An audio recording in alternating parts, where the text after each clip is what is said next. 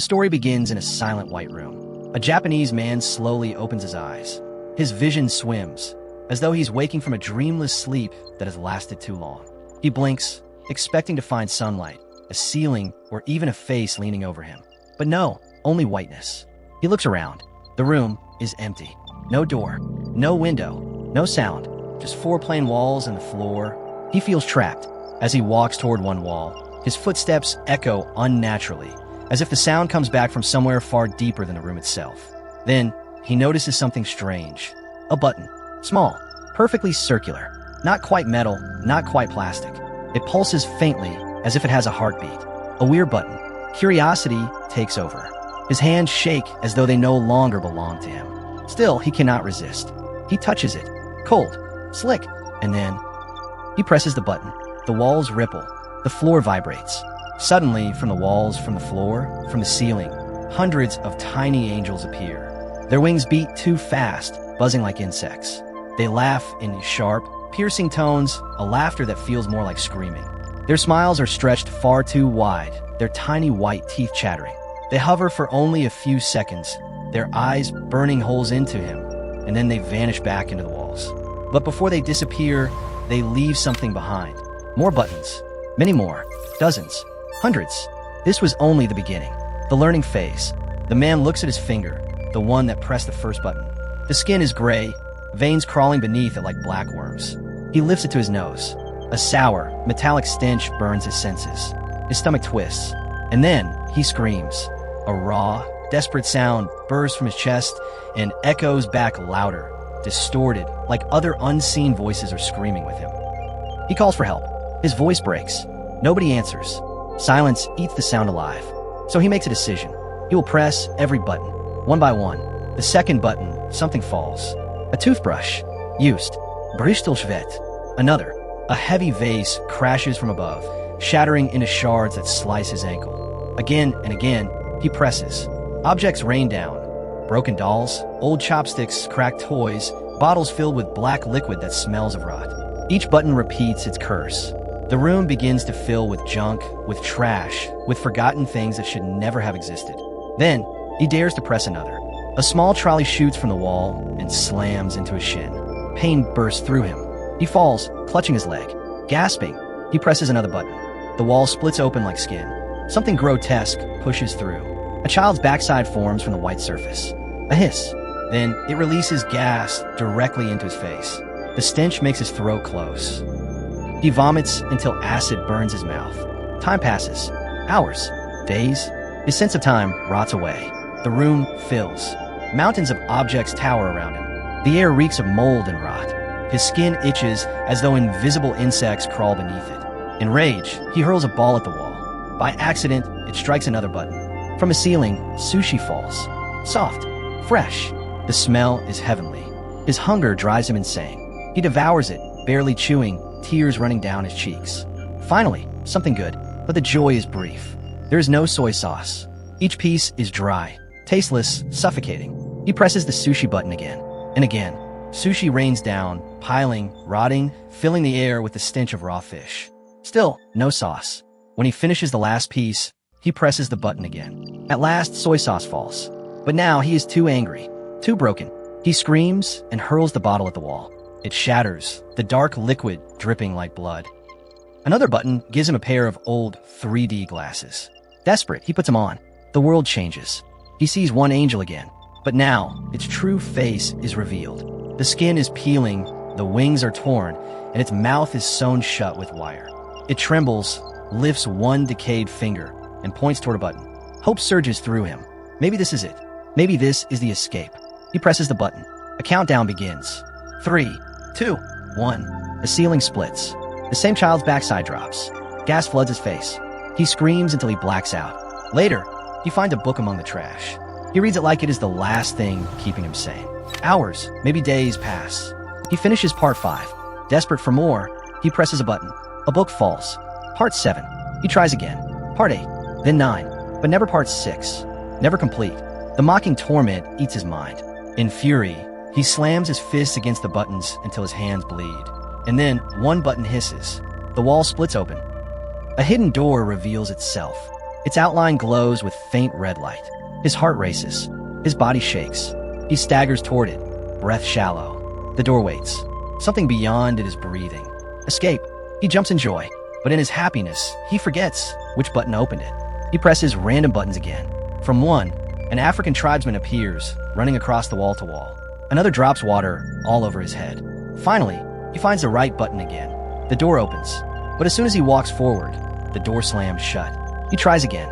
Same result. Then he understands. The door only stays open if the button is held down.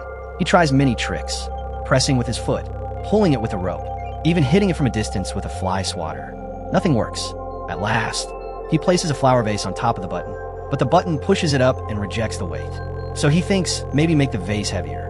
First, he tries to fill it with water, but the water only spills down on him. So he fills the vase with sushi instead. So much sushi that the vase becomes too heavy to lift. Desperate, he uses chopsticks to pull sushi out, one by one. Finally, it becomes light enough to carry. He drags it near the button, but at the last moment, he forgets the right button again. Panicked, he presses another at random. The same tribesman rushes out again, smashes into the vase, and breaks it into two pieces. The man curses under his breath. Tired, frustrated, angry, but still, he searches again. And at last, he presses the correct button. The man is desperate. He wants to stop the door from closing. So first, he covers the button with sushi. But the button pushes the sushi away and rises back up. It refuses to stay pressed. It is as if the button is alive, fighting back. He takes tape, wraps it tight, presses hard, but even the tape fails. The man's hands are trembling. His eyes are red. His body is tired. So he swallows some painkillers and falls into a deep, uneasy sleep. When he wakes up, his head feels lighter, but his mouth feels dirty. He needs to brush his teeth. So he presses a button, hoping for water. But he presses the wrong one. And from above, not water, a long rope falls. At first, he is confused. Then a dangerous smile forms on his face. Because now, he has a plan. He presses the door button, grabs the rope, and swings forward. His body crashes into the other side, but he makes it just in time before the door shuts. But horror greets him again. Inside, there is another door. Locked. He tries to open it. He pushes. He pulls. Nothing works. So he runs back. But the heavy door slams on his back. Pain shoots down his spine. He screams in rage. He kicks a button hard. Suddenly, a glowing key floats in the air. The man freezes. His heart races. Yes, this key must be for the second door. But before he can grab it, it vanishes, like smoke. Now he knows. He must press the button again. But he has forgotten which one it was. He presses a random button, and suddenly, a barking dog jumps out. Its eyes glowing. Its teeth sharp. The dog disappears. He presses again. The same dog appears, growling, louder this time. His hands shake. His breath is heavy. On the third try, finally, he finds a right button again. The key floats back into the air. This time, he stares at the button, memorizing it. He runs, grabs sushi, and places it on the button to keep it pressed. But the moment it goes down, the dog returns, snarling, barking too close to his face. The man panics, throws the sushi. The dog vanishes. His anger rises. His mind burns. He presses again, finds the key. Now he plans something new. He ties the rope, swings high, try to press both buttons together. But the plan fails. He slams to the floor with a loud crash. Blood drips from his arm. His breath turns shallow. As he lies on the ground, his eyes notice something. A plunger. Old, dusty, strange. He remembers. He had received it earlier from a button, and now he realizes what to do. If I use this, I can stick to the wall. I can press the button without touching the ground. He tries. The plunger falls. He tries again. It slips. He tries the third time. It works. He swings with the rope, sticks the plunger to the wall, presses the button. The key floats again. This time, he grabs it before it vanishes. His eyes shine with madness. He swings toward the door. At the last second, he slips inside. But what he sees next makes his blood freeze. Above the door is another lock. This time, it is worse. A 3-number code is required. The man screams. His throat is dry. He runs back. But again, the heavy door slams on his back. He is trapped in the room once more. Enraged, he throws the plunger at the wall. It smashes into a button. And suddenly, the African tribesman appears again. But this time, something is different. On the tribesman's forehead, 3 glowing numbers shine. The man stares. Yes, this is the code. But the tribesman disappears in seconds. The man presses the button again. The tribesman returns. The man memorizes the second number. Again, third time, he memorizes the final number. Sweating, shaking, he enters the 3 numbers. Click, the lock opens. He sighs with relief. But then, horror strikes again. The first door is already closed. Now he is trapped inside a tiny space. So small, he cannot even stand properly. His chest tightens. He struggles to breathe. He feels death closing in. Exhausted, he drops to the ground. Tears fill his eyes. Memories flash back. The toothbrush, the trolley, the sushi, the books, the strange gifts from the buttons. For a moment, he almost misses them. Suddenly, he feels something cold. A breeze. On his face. He turns. A crack. A fake wall. His heart races. He pushes, and the wall opens. Behind it, a hallway, floating in the air. Endless. The man steps in. The ground is thin, shaking, almost not real. If he slips, he will fall into darkness forever. He runs, his breath heavy, his legs weak. The hallway never ends. But he doesn't stop. At last, the path finishes, and he enters a new room. The moment he steps in, his hair grows long. His clothes fade pale. He gasps in shock. Behind him, the door slams shut. He is trapped again. But this room is different. It is empty. No small angels. Instead, huge angels stand around him. Their eyes are hollow, their wings black. They watch him silently. Then, one by one, they vanish into the walls. And again, strange buttons appear. This is the practice stage, but it feels worse. Darker. The man is almost broken. But then, he looks up. There is no roof. A glowing light shines down. And above, angels are flying. He begins to climb, not by pressing buttons, but by using them as steps. As he climbs, strange things happen. On Earth, flowers bloom suddenly. Elephants fall dead. A toaster begins to work. Humans land on the moon. Every step changes the world below. Every button touched alters reality. By the time he reaches the top, his hair is long, his beard wild. He floats in the air like the angels. He understands. He no longer needs the buttons. He has become something else. A decision maker. A god. He chooses humanity's greatest events.